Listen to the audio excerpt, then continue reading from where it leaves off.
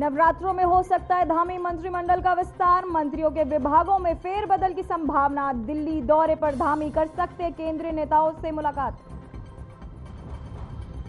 मुख्यमंत्री पुष्कर सिंह धामी ओडिशा दौरा, केंद्रीय शिक्षा मंत्री धर्मेंद्र प्रधान के आवास पहुंच स्वर्गीय पिता को दी श्रद्धांजलि।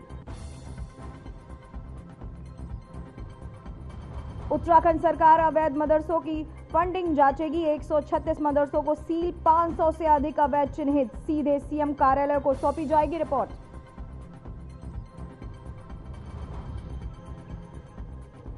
कांग्रेस के उपाध्यक्ष को मिली नई जिम्मेदारी, कांग्रेस को मजबूत बनाने की योजना, बोले श्रीकांत धमसाना। नई दिशा में कांग्रेस पार्टी होगी अग्रसर।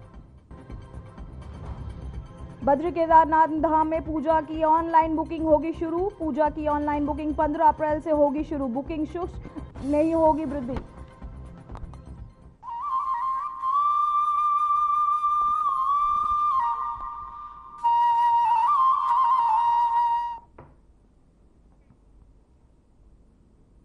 नमस्कार, मैं हूं पूजा सिंह और आप देख रहे हैं आर्यन टीवी। चलिए रुक करते हैं आज की कुछ खास बड़ी खबरों का। तो वहीं बड़ी खबर सामने आ रही है जहां नवरात्रों में हो सकती है धामी मंत्रिमंडल का विस्तार। दिल्ली दौरे पर आज सीएम धामी, ओडिशा के बाद दिल्ली जाएंगे सीएम। केंद्रीय नेताओं से कर सकते हैं चर्चा, 5 मंत्री पद खाली, नए मंत्रियों के नाम पर लग सकती है मोहर। मंत्रियों के विभागों में फेरबदल की संभावना। वहीं एक बड़ी खबर सामने आ रही है दिल्ली से, जहां नवरात्रों में हो सकता है धामी मंत्रिमंडल का विस्तार। दिल्ली दौरे पर आज सीएम धामी, ओडिशा के बाद दिल्ली जाएंगे सीएम। केंद्रीय नेताओं से कर सकते हैं चर्चा, 5 मंत्री पद है खाली। तो वहीं आपको बताते चले आज दिल्ली दौरे पर सीएम धामी, नवरात्रों में हो सकता है धामी मंत्रिमंडल का विस्तार। ओडिशा के बाद दिल्ली जाएंगे सीएम।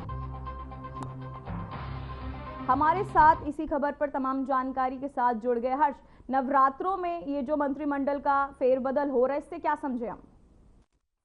देखिए, जिस तरह से उत्तराखंड की अगर बात करें तो उत्तराखंड में जो कैबिनेट की जो विस्तार को लेकर के जो चर्चा है एक बार फिर से तेज हो चुकी है, क्योंकि मुख्यमंत्री दिल्ली दौरे पे हैं और ऐसे में ये माना जा रहा है कि जो कैबिनेट से जो 5 मंत्रिमंडल के जो पद खाली हैं उनको कहीं न कहीं भरने का काम जल्द शुरू किया जा सकता है। इसको लेकर के चर्चा तेज हो चुकी है और चर्चाओं के लिए ही खुद मुख्यमंत्री दिल्ली पहुंचे हैं। इस तरह की खबरें सामने आ रही हैं, लेकिन बहरहाल अभी ये कहना बहुत जल्दबाजी होगा कि जिस तरह से मुख्यमंत्री दिल्ली दौरे पे हैं, क्या वाकई मंत्रिमंडल विस्तार को लेकर के दिल्ली दौरे पे हैं। लेकिन बहरहाल जो सूत्रों से जो खबरें मिल रही हैं उससे ये लग रहा है कि पहले जो मंत्रिमंडल का जो विस्तार है वो इस समय होना है और नवरात्रि से पहले यानी कि अभी 2 से 3 दिन के अंदर जो मंत्रिमंडल विस्तार है वो पूरी तरह से भर दिया जाएगा। क्योंकि अभी जिस तरह से जो प्रेमचंद अग्रवाल हैं उन्होंने इस्तीफा भी दिया है, तो एक पद वो भी खाली हो गया। कुल मिलाकर के भी 5 पद खाली हैं। इसी की अकॉर्डिंग आज मुख्यमंत्री दिल्ली में हैं और दिल्ली दौरे में लगातार तमाम लोगों से मुलाकात कर रहे हैं। ये माना जा रहा है कि बहुत जल्द जो मंत्रिमंडल विस्तार है वो किया जाएगा प्रदेश में। इसके साथ साथ ही जो दायित्वों की जो लिस्ट है वो भी भाजपा की तरफ से तैयार कर ली गई है, क्योंकि अब चुनाव बहुत नजदीक है। चुनाव में किसी तरह से कोई दिक्कत ना हो और कोई परेशानी ना हो, कोई मनमुटाव ना हो, कोई भीतरघात ना हो, तो इस सभी चीजों को ध्यान में रखा जा रहा है पार्टी विशेष की तरफ से। और पार्टी ने एक लिस्ट यहाँ पे बनाई है और बहुत जल्द दीपावली से पहले जो दायित्वधारी हैं उनको भी जो दायित्व है लोगों के वो दिए जाएंगे। जी हर्ष, उत्तराखंड के मंत्रिमंडल विस्तार के संबंध में राजनीतिक गलियारों में क्या चर्चाएं चल रही है? निश्चित तौर पर देखिए, क्योंकि उत्तराखंड में मंत्रिमंडल विस्तार की जो चर्चा है दोबारा से तेज हो चुकी है। मुख्यमंत्री दिल्ली में है, ऐसे में राजनीतिक जो कयास लगाए जा रहे हैं उनमें के नाम जो है जो वरिष्ठ नेता हैं उनके नाम सामने आ रहे हैं, चाहे विनोद चमोली हों, इसके अलावा चाहे विपिन चित्रपाल हों, मदन कौशिक हों, तो ऐसे तमाम जो नेता हैं, तमाम जो बड़े नाम हैं जो सामने आ रहे हैं। बहरहाल ये कहना बहुत जल्दबाजी होगा कि किसको यहाँ पर मंत्रिमंडल में जगह मिल पाएगी, लेकिन बहरहाल जो सूची है वो तैयार हो चुकी है और ऐसी जो खबरें हैं वो सूत्रों के हवाले से मिली हैं कि जो सूची है वो पूरी तरह से तैयार हो चुकी है। बहुत जल्द मंत्रिमंडल विस्तार उत्तराखंड में हो जाएगा। इसको लेकर के सभी चीजों को लेकर के चर्चाओं के लिए खुद मुख्यमंत्री दिल्ली दौरे पे हैं और ये माना जा रहा है कि बहुत जल्द जो मंत्रिमंडल विस्तार है वो प्रदेश में किया जाएगा। जी हर्ष, क्या कोई नाम सामने आ रही, किन मंत्रियों के विभागों में फेरबदल की संभावना जताई जा रही है? देखिए, क्योंकि अभी जिस तरह से मैंने बताया कि मुख्यमंत्री के पास भी कई विभाग हैं, अब उन्हीं में से छटनी होनी है कि कौन कौन से विभाग किस मंत्री को यहाँ पर दिया जाएगा। लेकिन बहरहाल ये सबसे बड़ी बात है, क्योंकि चाहे वो वित्त विभाग की बात हो या इसके अलावा जो परिवहन विभाग है, तमाम ऐसे विभाग हैं जो खुद मुख्यमंत्री देख रहे हैं। और खासतौर पर चाहे शहरी विकास हो और चाहे वो वित्त विभाग हो, इसके अलावा चाहे वो परिवहन हो, समाज कल्याण हो, वो खुद मुख्यमंत्री देख रहे हैं। उससे पहले भी सभी चीजें हैं, तो उन पर कहीं ना कहीं विराम लगाने के लिए और जो मंत्रिमंडल जो बंटवारा है वो विभाग भी तब लिए जाएंगे। बहरहाल आपने जो नाम का जिक्र किया है तो उसमें मैं आपको बता दूं कि जिस तरह से नाम खासतौर पर चाहे वो बिशन सिंह सिपाल हो, इसके अलावा विनोद चमोली हो और भजान दास हैं, और साथ ही साथ जो मदन कौशिक हैं, तो उनका नाम यहाँ पर सामने आ रहा है। अब देखना ये होगा कि किसके नाम यहाँ इस सूची में रखे गए हैं। बहरहाल अभी सार्वजनिक की सूची नहीं हुई है, जैसे ही चीजें स्पष्ट हो जाएंगी उसके बाद खुद यहाँ पर पता चल जाएगा कि किसका नाम इसमें शामिल किया जाए। लेकिन बहरहाल अभी इस सूची को लीक नहीं किया गया है। जी बहुत बहुत धन्यवाद हर्ष आपकी तमाम जानकारी के लिए। तो वहीं मुख्यमंत्री पुष्कर सिंह धामी आज ओडिशा पहुंचे। बता दें कि सीएम धामी केंद्रीय शिक्षा मंत्री धर्मेंद्र प्रधान के आवास पहुंचे, जहां सीएम धामी ने धर्मेंद्र प्रधान के पिता एवं पूर्व केंद्रीय मंत्री देवेंद्र प्रधान को श्रद्धांजलि अर्पित की। सीएम धामी का सोशल मीडिया पर पोस्ट सामने आया है, जिसमें पोस्ट में लिखा है कि केंद्रीय मंत्री धर्मेंद्र प्रधान के पूज्य पिताजी एवं पूर्व केंद्रीय मंत्री डॉक्टर धर्मेंद्र प्रधान जी के निधन पर आज ओडिशा स्थित उनके आवास पहुंचकर शोक संवेदनाएं व्यक्त की। स्वयं देवेंद्र प्रधान जी का संपूर्ण जीवन जन सेवा और पार्टी को सशक्त बनाने हेतु समर्पित रहा। तो वहीं बीजेपी के विस्तार एवं राष्ट्र हित में उनके तहत किए गए कार्य सदैव अविस्मरणीय रहेंगे। ईश्वर पुण्य आत्मा को चरणों में स्थान प्रदान करे। विनम्र श्रद्धांजलि।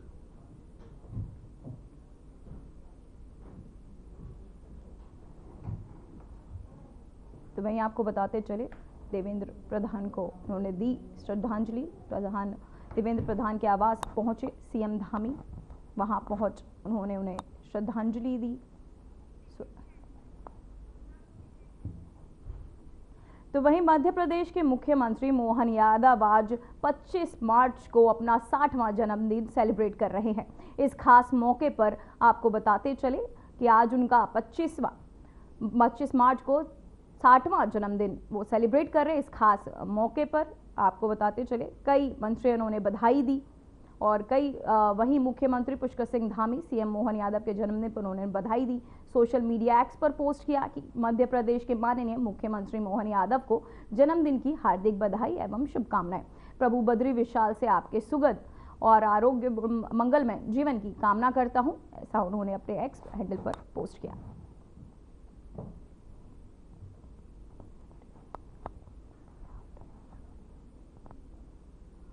सीएम धामी ने सीएम मोहन को किया विश, मंगलमय जीवन की कामना की।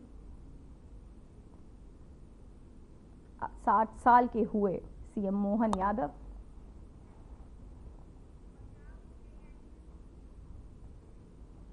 तो वहीं मुख्यमंत्री पुष्कर सिंह धामी ने रुद्रपुर में लगभग 40 करोड़ रुपए की विभिन्न विकास योजनाओं का शिलान्यास और लोकार्पण किया।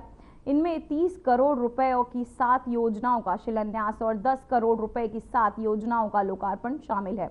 वहीं इस दौरान सीएम धामी ने रुद्रपुर में एक भव्य रोड शो भी किया गया।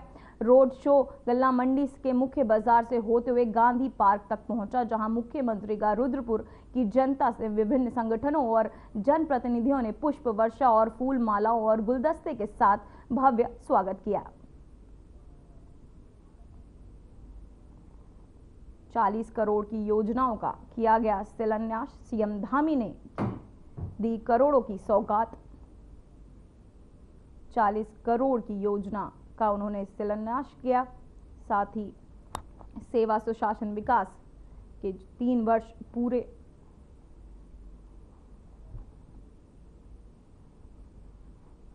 सीएम धामी ने दी करोड़ों की सौगात। लोगों ने उनका स्वागत किया। पुष्प और गुलदस्ते भेंट कर सीएम धामी का स्वागत किया गया।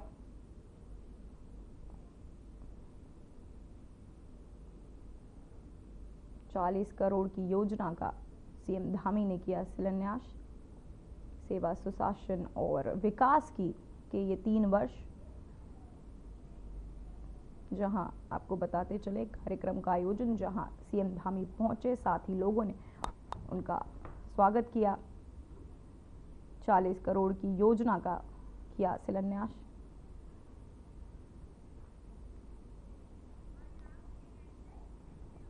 तो वहीं उत्तराखंड प्रदेश कांग्रेस कमेटी के उपाध्यक्ष श्रीकांत धस्माना को कांग्रेस पार्टी के उपाध्यक्ष प्रशासन एवं संगठन की अहम जिम्मेदारी सौंपी गई।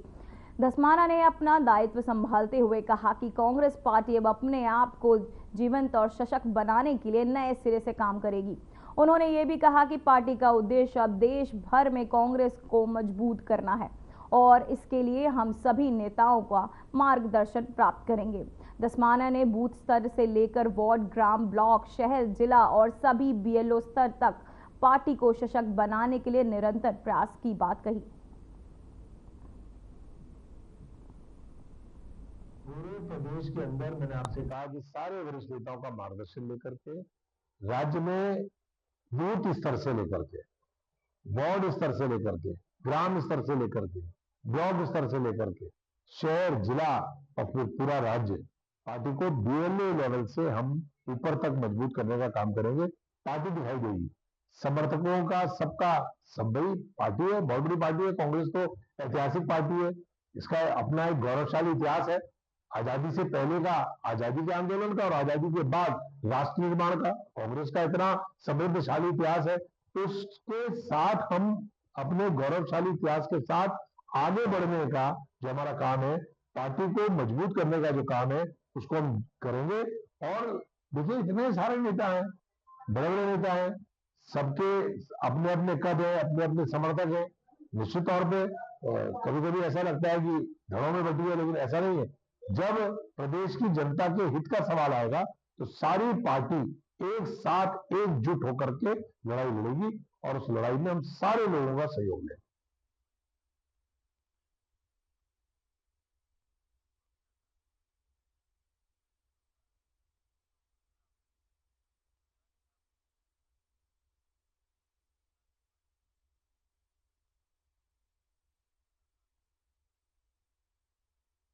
जिम्मेदारी उपाध्यक्ष श्रीकांत धस्माना को ये जिम्मेदारी दी गई कांग्रेस पार्टी को मजबूत बनाने के लिए, जहां प्रशासन एवं संगठन की वो संभालेंगे जिम्मेदारी। कांग्रेस को मजबूत बनाने की ये योजना, जहां श्रीकांत धस्माना को ये जिम्मेदारी दी गई, प्रशासन संगठन की जिम्मेदारी संभालेंगे श्रीकांत धस्माना।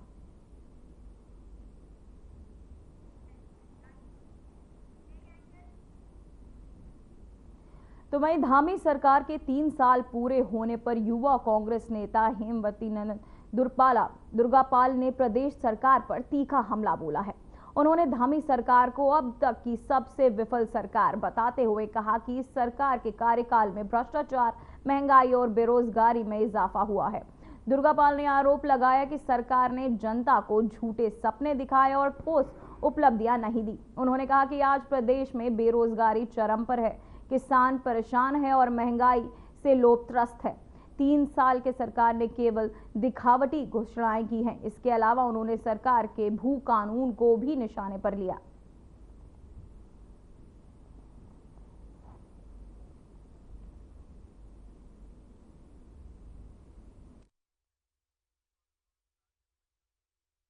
जनक कार्यकाल है इस सरकार का। और अगर पूरे प्रदेश में देखो, स्वास्थ्य सुविधाएं बेहाल हैं, अस्पताल में डॉक्टर नहीं है, स्कूलों में शिक्षा बेहाल है, टीचर नहीं है, ऐसे ही कारोबारी परेशान है। और ये सरकार ऐसे कानून लेके आई, भू कानून लेके आई तो उसमें 2 जिले गायब कर दिए, यूसीसी लेके आई तो उसमें एक ऐसा क्लॉज डाल दिया कि पूरे उत्तराखंड में थू-थू हो रही है। तो निराशाजनक कार्यकाल रहा है। कारोबारी परेशान, किसान परेशान, मजदूर परेशान, कोई भी इस सरकार के कार्यकाल से संतुष्ट नहीं है। हाँ, जो है कागजों में और वैसे सरकार इतना काम कर रही है, लेकिन धरातल पे कुछ नहीं दिखाई दे रहा है। वो 3 कानूनों की हकीकत तो बता रहा हूँ मैं कि 3 कानूनों में भू कानून लाए तो उसमें 2 जिले हटा दिए, यूसीसी लेके आए तो उसमें एक ऐसा क्लॉज डाल रखा है कि पूरे उत्तराखंड में थू थू हो रही है, लिव इन रिलेशनशिप, उसमें वो पूरे उत्तराखंड में थू थू हो रही है सरकार की।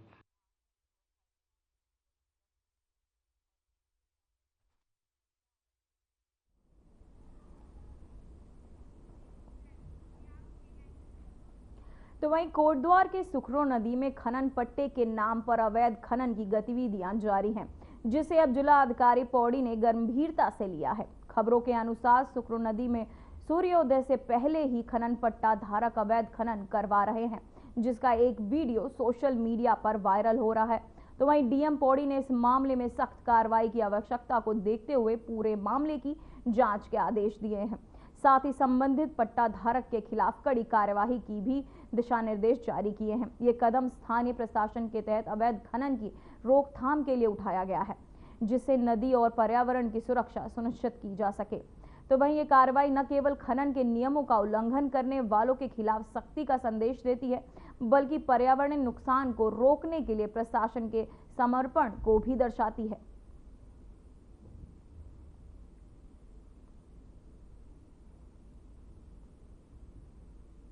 संबंध में मैंने स्टेटस रिपोर्ट जो हमारे खनन अधिकारी हैं और एसडीएम से मांगी और तत्काल इस पर रोक लगाए जाने हेतु निर्देशित भी किया, और अगर इस संबंध में जो दोषी पाए जाते हैं उनके विरुद्ध कड़ी कार्रवाई के लिए भी मेरी तरफ से निर्देश जा चुके हैं। तो फॉरेस्ट डिपार्टमेंट हो गया, रेवेन्यू की जो टीम है, पुलिस डिपार्टमेंट है और माइनिंग ऑफिसर, इन चारों लोगों को कंबाइंड रूप से काम करना है और इसके लिए मेरी तरफ से निर्देशित किया गया। जल्दी इसमें अपेक्षित प्रगति प्राप्त होगी।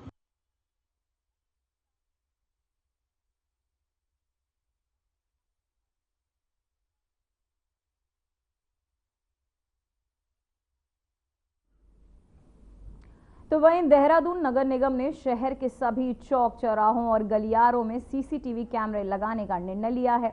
मेयर सौरभ थपियाल ने बताया कि शहर में बढ़ते अपराध और महिलाओं की सुरक्षा को ध्यान में रखते हुए ये कदम उठाया जा रहा है। उन्होंने अधिकारियों को निर्देश किया है कि जल्द से जल्द इस योजना को लागू किया जाए, ताकि तीसरी आंख की मदद से सुरक्षा को मजबूत किया जा सके। तो वहीं इस पहल से शहर में अपराध पर नियंत्रण करने और नागरिकों को सुरक्षा में वृद्धि होने की उम्मीद जताई जा रही है।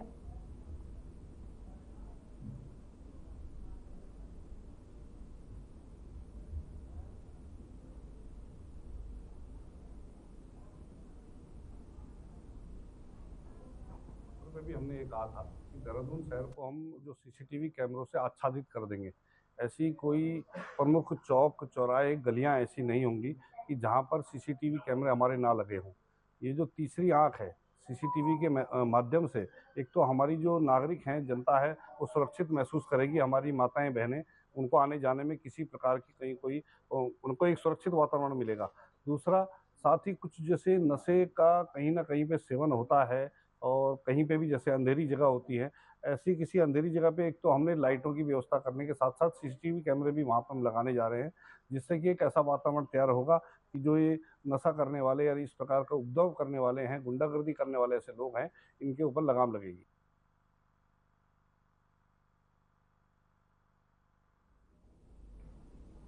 तो वहीं उत्तराखंड में इस साल गर्मियों में बिजली की कटौती का सामना नहीं करना पड़ेगा। पिछले साल ऊर्जा निगम ने 62 मिलियन यूनिट तक बिजली की रिकॉर्ड मांग के कारण समस्याओं का सामना करना पड़ा था।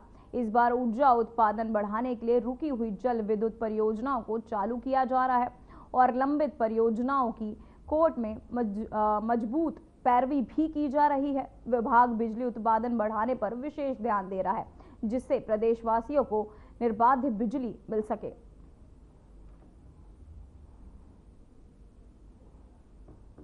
तो वहीं गर्मियों में बिजली सप्लाई की नहीं होगी अब उत्तराखंड वासियों को समस्या।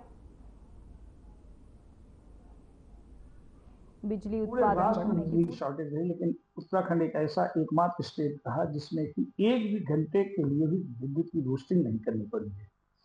ब्रेकडाउन्स गर्मियों में जब लोड बढ़ता है तो कुछ लाइनों पे जरूर हो जाता है, उसको भी हम लोग कोशिश कर रहे हैं कि ब्रेकडाउन ना हो, लेकिन रोस्टिंग जैसी शब्दावली पिछले 1.5 साल से इस प्रदेश में बिल्कुल भी नहीं हुई, ना रोस्टिंग की गई।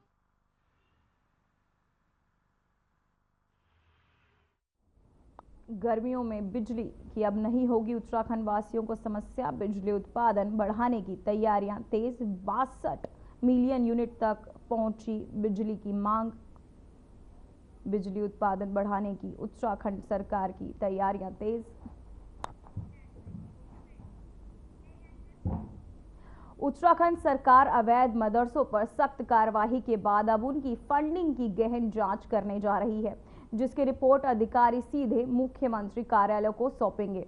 बीते एक माह से प्रदेश में अवैध मदरसों के खिलाफ व्यापक स्तर पर कार्यवाही की जा रही है। ये रिपोर्ट देखिए। अब तक पूरे प्रदेश में 136 मदरसों को कागजात पूरे न होने पर सील किया जा चुका है, जबकि रिपोर्ट के अनुसार पूरे प्रदेश में 500 से अधिक अवैध मदरसे संचालित हो रहे हैं। ऐसे में बड़ा सवाल ये है कि इन मदरसों को संचालित करने और कर्मियों के वेतन देने के लिए पैसा कहां से आ रहा है। क्या इसके पीछे धर्म की आड़ में कोई सुनियोजित साजिश है? जांच के बाद ये साफ हो सकता है कि देवभूमि में संचालित हो रहे इन मदरसों को कहीं दूसरे देशों से फंडिंग तो नहीं हो रही।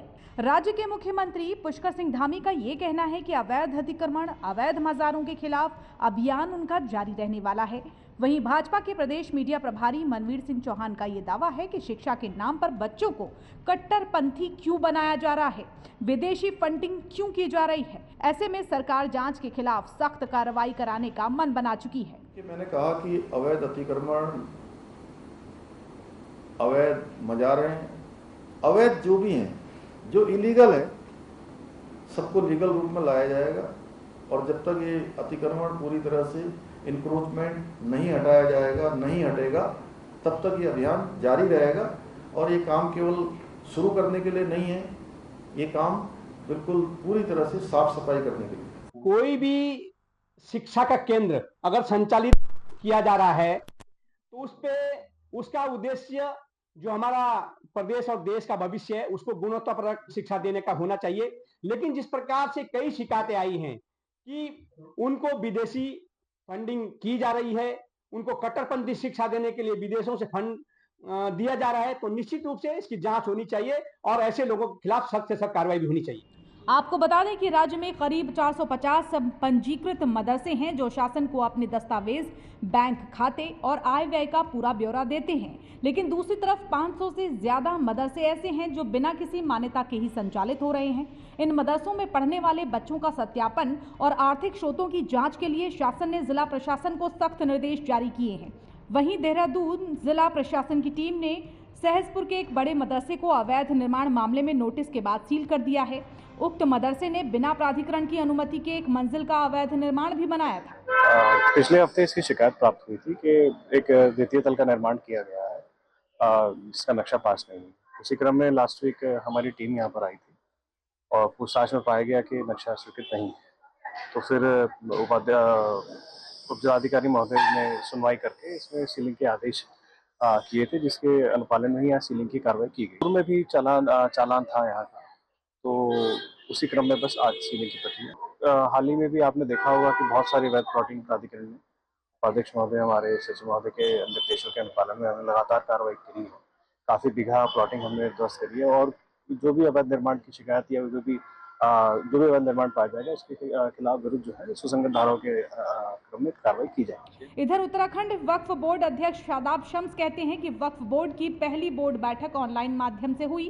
बैठक में वक्फ बोर्ड की सभी संपत्तियों का ब्यौरा ऑनलाइन किए जाने का फैसला हुआ है और वक्फ बोर्ड भी अपने आप को ई बोर्ड बनाने जा रहा है। उस ई बोर्ड के माध्यम से हमारी तमाम संपत्तियां का ब्यौरा अब ऑनलाइन लोग देख पाएंगे। हमने जो हमारे काम है उसके लिए हमने प्रस्ताव पारित कर दिया है कि सबको हम ऑन इंटरनेट, ऑन वेबसाइट सारी संपत्तियों का ब्यौरा हम कलेक्ट करके दे रहे हैं। www.wamsi.com के ऊपर हमारी काफ़ी संपत्तियों का ब्यौरा आ चुका है और बाकी जो बचा हुआ है सारा ब्यौरा संपत्तियों पे होगा। किस प्रॉपर्टी का किस तरह से यूज़ किया जा रहा है, कहाँ का कौन मैनेजमेंट कमेटी है, सब कुछ अब ऑनलाइन होने जा रहा है। कुल मिलाकर जहां धामी सरकार का अवैध मदरसों पर एक्शन जारी है तो वहीं दूसरी तरफ उत्तराखंड में वक्फ बोर्ड की संपत्तियों की जाँच कराने की भी तैयारियां चल रही हैं। Bureau report, RNTV।